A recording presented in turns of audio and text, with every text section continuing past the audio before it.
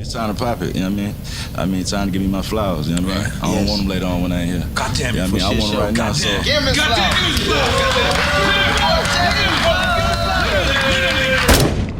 Rapper Takeoff, best known for being a member of the Grammy Award-winning group Migos, has died. In 2022, the world lost Takeoff, leading to the fact that we will never again hear the classic band Migos. In this video, we will tell you how Migos changed the culture. Me, myself, 1/3, Quavo. Turn it up, fuck it on, turn it up, pipe it up, live it up, give it up, give it up, type it up, write it up, hit him up, nigga can't fight it us, hit him up, bullet gon' split up. 1/3, Offset, what's happening?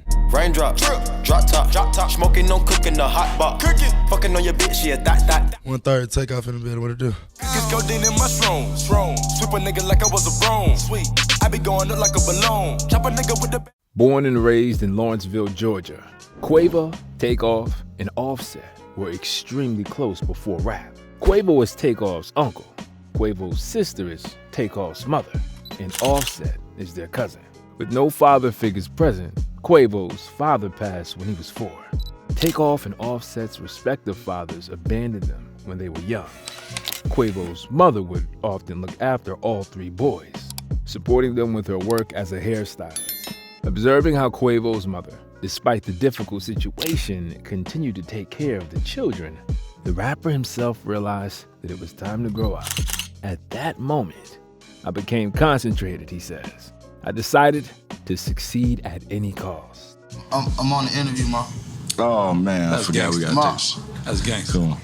We gangsta. Calling my mom's right after this. Everything good? Jeez. Rap became a fixture for Migos early. Offset still remembers Quavo and Takeoff rapping before they'd reached double digits. My boy Take was rapping first, man. He the youngest. We was all out going crazy, running around. My boy Take, my boy Take. We all rapping first. They just real. play other Take sports. might not listen, man. They just play sport. I never played a sport. I can play a sport. I just fully want to go to the parties. In fact, Quavo began recording under the sobriquet Crunk Boy by 8th grade, pressing up CDs of his music and handing them out to classmates. Everyone laughed at me, Quavo recalls. They were saying the words and kind of laughing and joking about it. My boy Offset had to freeze them and say, "This shit hard." Back then, Offset didn't care too much for rap. He was taking part in this music video. Yeah. That man is great too. Migos' early history dates back to the year 2008. In hindsight, perhaps Offset's encouragement was the catalytic event, the initial Migos spark. Quavo pushed Offset to rap shortly after. I didn't know how to rap, Offset explained. Quavo wrote my first rap, and we went from there. The following year, Quavo and Offset's first year of high school, the trio formed their first official group, Polo Club. Though they don't shirk questions about their former incarceration, Quavo writes it off as an innocent diversion. It was just some shit to occupy our time, he says. We knew we were going to get better over time. Takeoff was in love with music since he was a child. His plan A was music, and there was no plan B. If it weren't for music, God, and family, he didn't know how he would have lived. Take off, hit you with that 40, make you blessed off.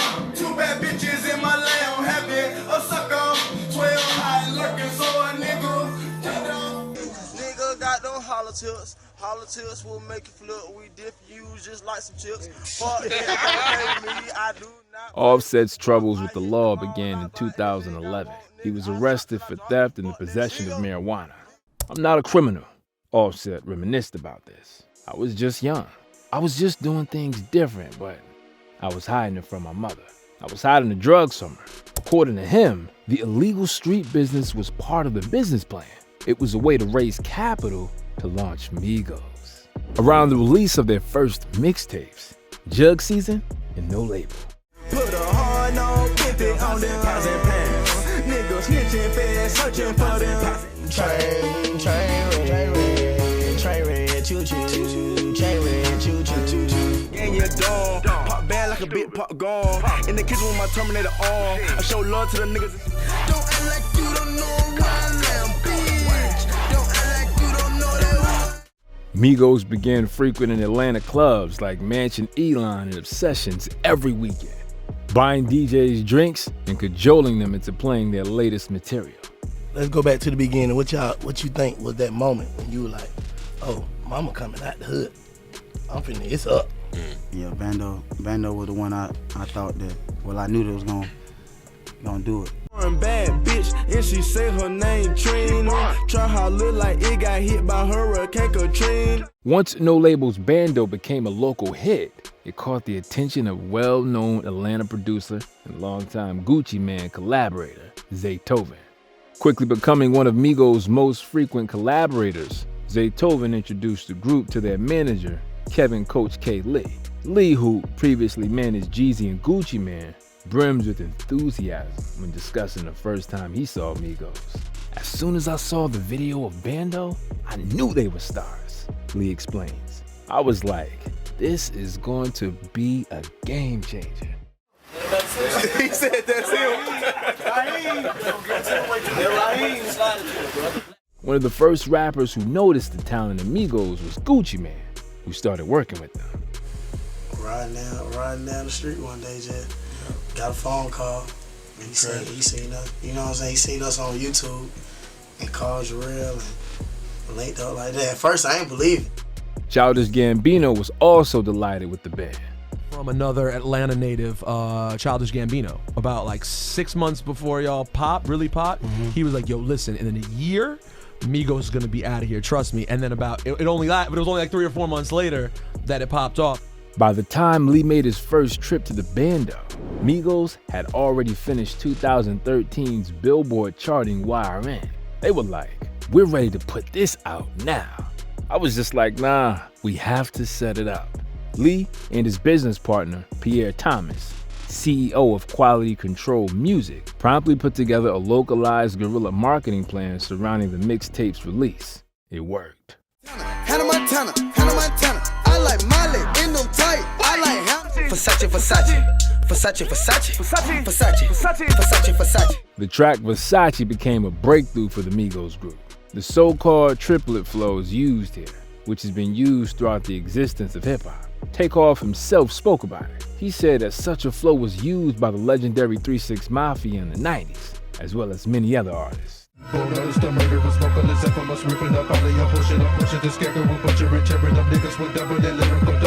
However, Offset rightly noticed what the highlight of their flow is. It's always been a triplet flow, but the cadence on how we was on top of beats, the bounce that we come with. And they think it's mumble rap. Yeah, they think it's mumble rap. It was too many bars. Y'all can pick out any lyric from each verse, anybody's verse, and we can tell you every last bar we said. Just 2 days after the June 13th release of YRN, Migos performed at Atlanta's Hot 107.9 birthday bash. Drake, who served as surprise guest at the show, approached Migos and began rattling off his favorite songs from YRN. After expressing interest in working together, Drake added a verse to the Zaytoven's produced Versace. Released online June 22nd, the new version blew up immediately, garnering radio play not long after and spawning hordes of new Migos fans. Versace Medusa head on me like I'm Illuminati. This is a gated community, please get the Unfortunately, as Migos' buzz increased, the recently freed Offset was incarcerated, pleading guilty to a probation violation. The words "free Offset" punctuated all performances and interviews. Generally speaking, while Offset was behind bars, everyone from newcomers to rap stars such as Drake and Kanye West all attempted to copy their flow. bank account statement just look like I'm ready for early retirement. Fuck any nigga that's talking that. Loving the oh yeah, they saying the new yeah, that nigga be spazzing. But when Ollie turn up and be Ollie, you can't never change that nigga. And there were so many of such flows to the extent that modern rap started to confuse Snoop Dogg. Rap the same style with the, I don't know who created it, if it was Future or Migos, but all them niggas sound the same.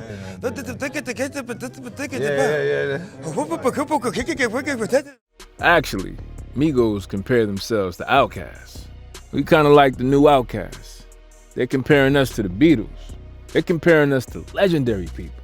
We didn't grow up listening to them, but we knew of these people. We just wanted to be in the same name bracket. The people we grew up watching and listening to, Outkast, Gucci Mane, Hot Boys, Lil Wayne, Master P, all that type stuff. We took those styles and made it our own, said Quavo.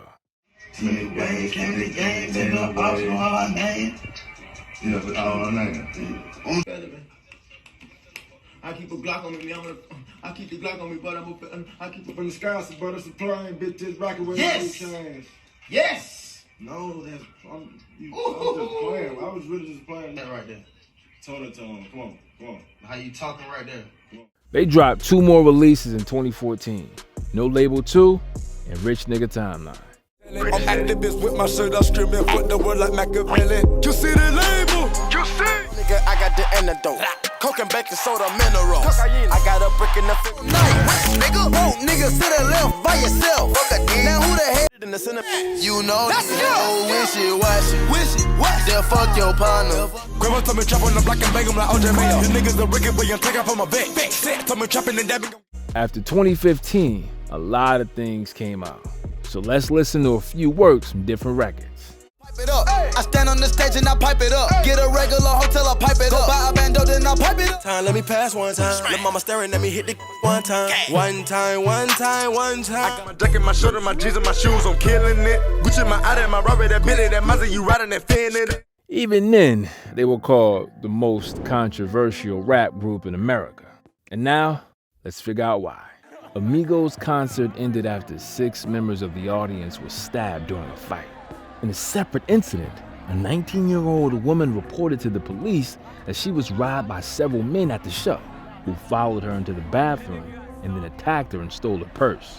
They be pissing me off because they're messing with a lot of our money by putting out our name on something that has nothing to do with us, Takeoff told the Daily Beast.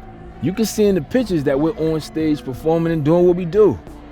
They even had beef with Chief Keef, which led to Quavo's chain being stolen. But shortly after, they reconciled and posted a photo together online. But the biggest enemy, and here we use the phrase biggest enemy very lightly, was Soulja Boy, who claimed to have Quavo's chain. Text you my address, nigga, at 1 o'clock. I waited for you to 7 o'clock. We supposed to catch the fade one-on-one, put it on World Star. You never showed up, nigga. Fuck that nigga.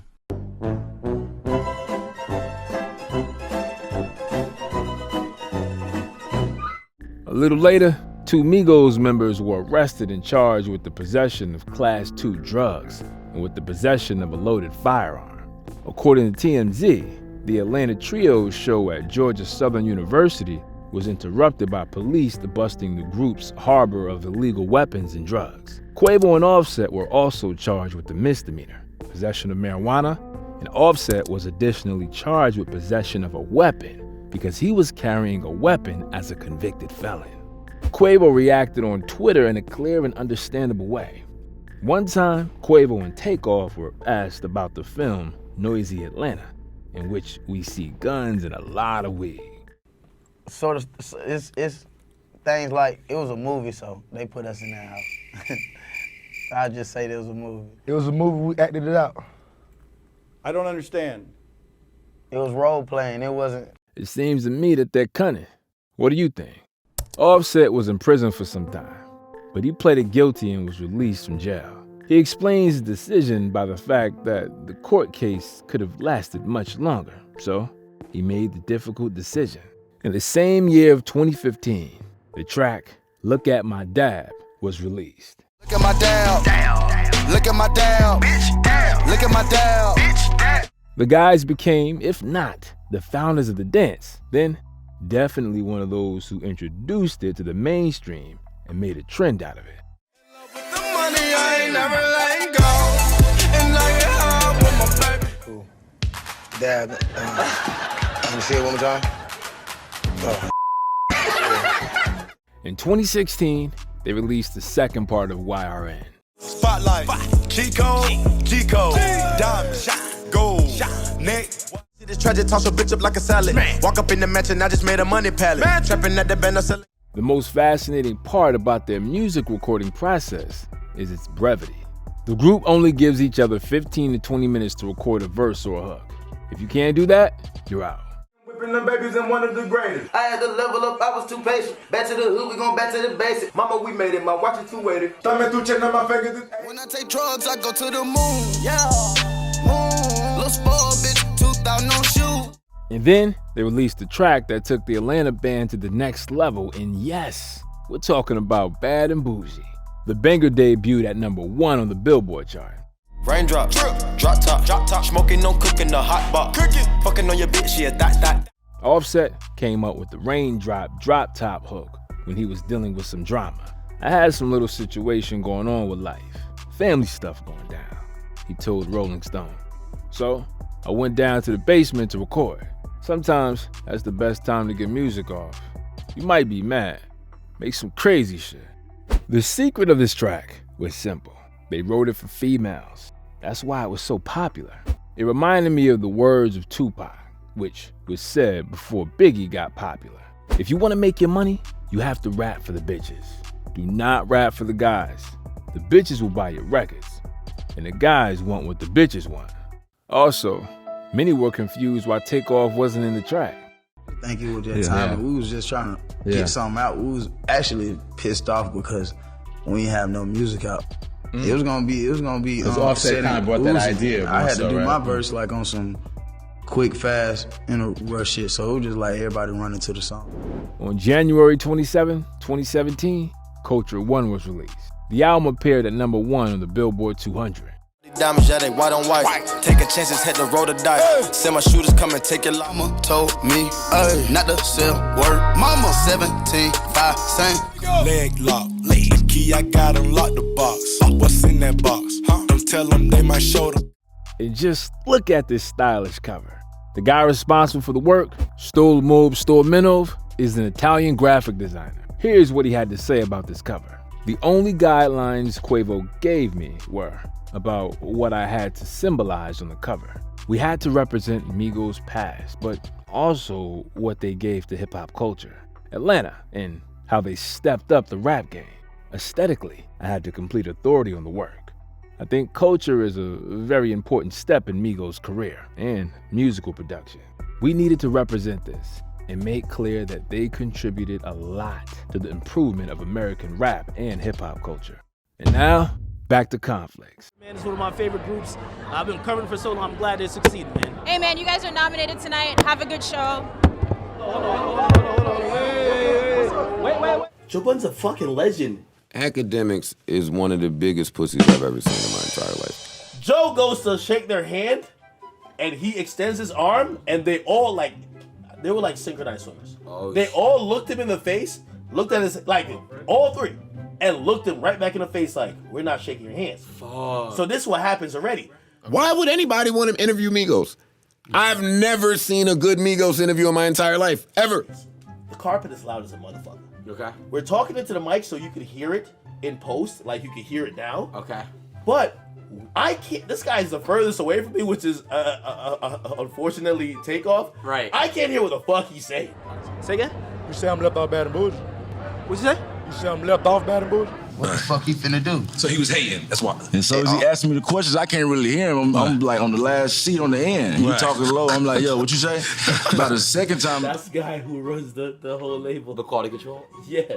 That's the guy at the sock counter. So he's like, wait, don't tell me we just told you some shit. Man, they ain't not about the coaching. If a nigga hatin', call him Joe Budden. Pussy!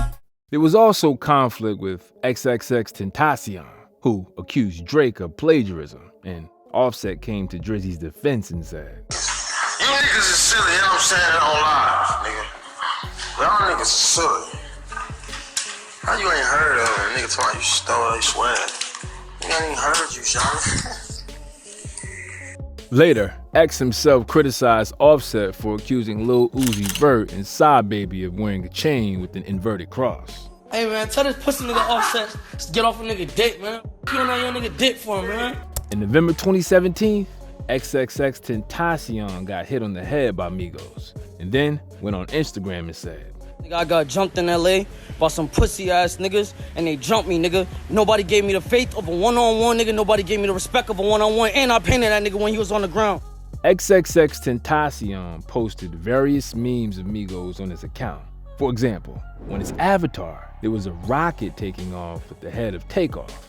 But as it turned out a day later, XXXTentacion just got them mixed up with the other attackers. That's it. We're done with the conflicts, and we return to music. I can't help but notice the joint album of 21 Savage and Offset, which was produced by Metro Boomin, called Without Warning. The album debuted at 4th place on the Billboard 200. Automatics, in the trunk, shoot the maggots, Ric Flair drip, go woo on a bitch. 5790, spit the coupe on my wrist. Woo, woo, woo, woo, woo. And Quavo, in turn, released an album with Travis Scott, Huncho Jack Huncho. The album debuted at number 3. Half a bell in that vacuum clean. Abu Dhabi on them jets, we gonna slide today. She drowned and swim in the ace. Mob ties, no lace. Put in your... And January 26, 2018, Culture 2 was released, which was recorded in the jungle. Naturally, the album took 1st place on the Billboard 200 chart. But what makes this release interesting is the number of tracks. With 24 songs, this is the longest Culture in terms of duration. Walk it like I talk it, walk it like I talk it, walk it like I talk it. Rapping like the narco, got dope like Pablo, cut throat like Pablo. Motorsport, put that thing in sports, shout it bad, pop a like a... But Takeoff be rapping, he even confused Nicki Minaj, because Nicki said she didn't realize you was rapping about her on Motorsport. Cap. Now with the album out, are you paying attention to what people are saying about it? After the drop of the album, they went solo for a while. Each of the rappers announced their own releases. The first to release was Quavo, the album called Quavo Huncho. What surprised me about this release was that Madonna made an appearance.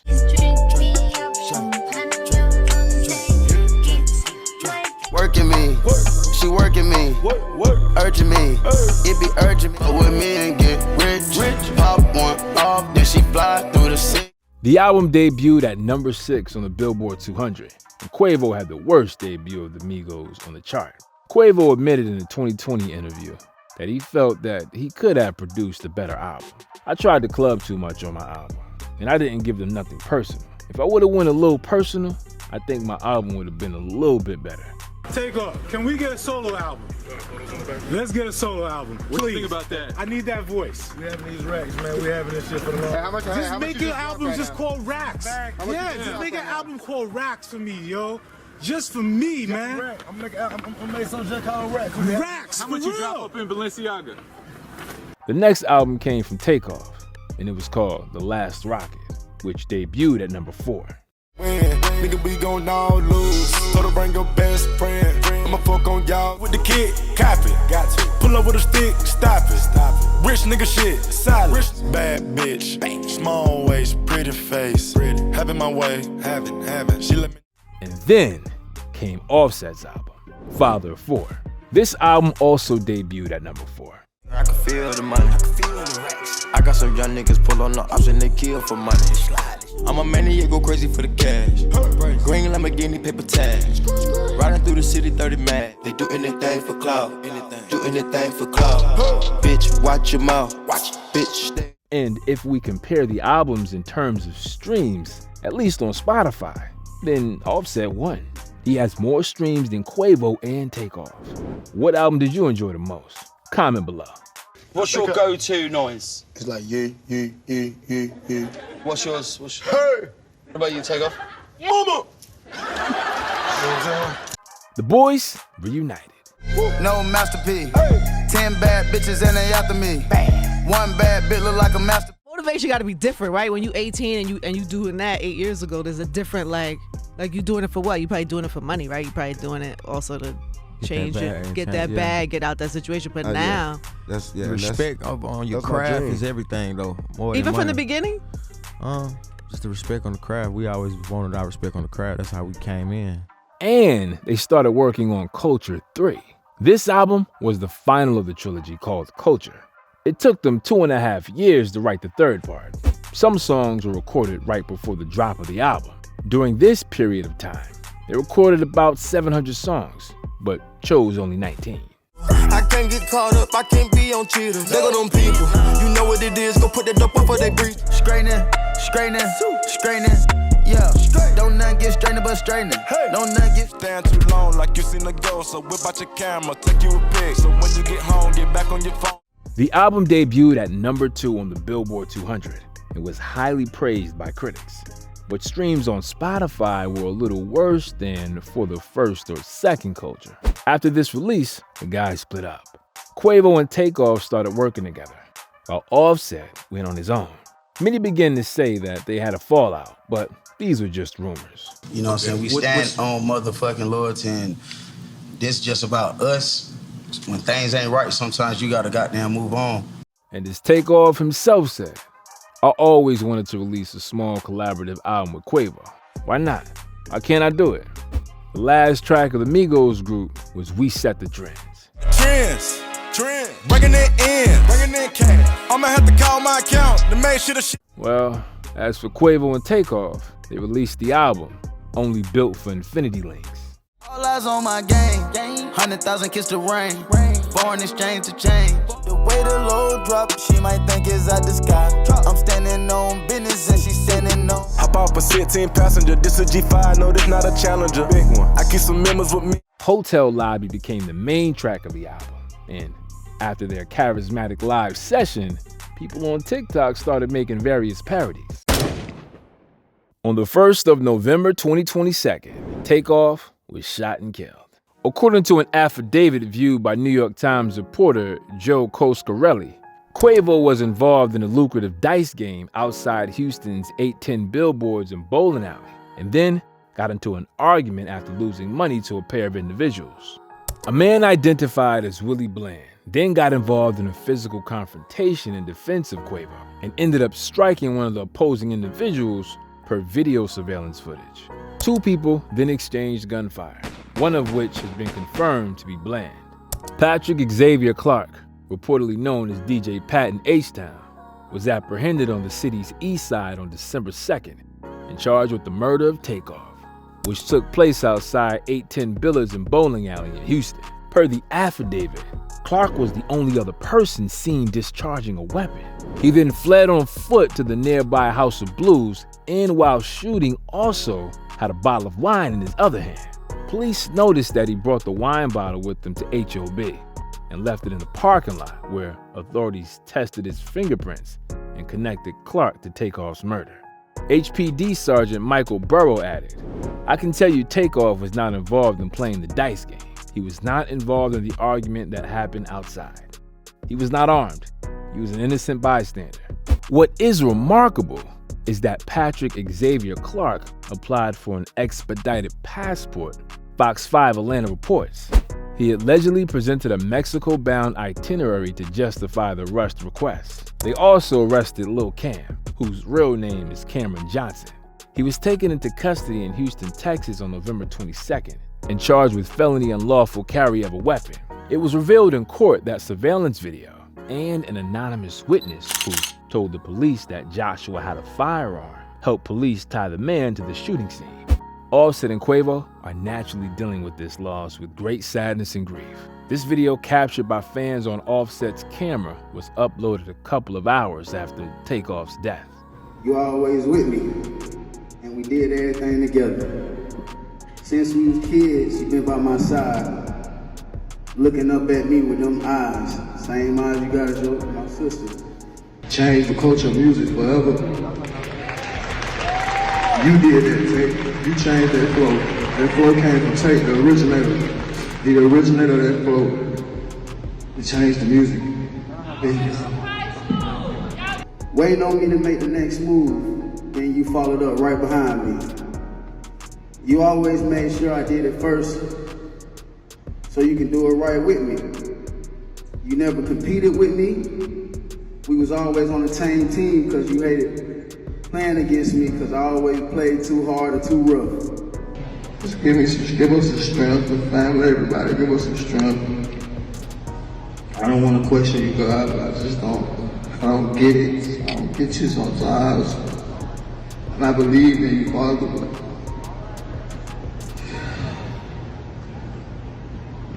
Rest in peace, Kersnik Kyrie Ball. This was the history of the Migos group. And thank you for a band like Migos that has left a huge impact on hip-hop culture. If you like this video, please like and subscribe to the channel to promote the video. Bye, everyone.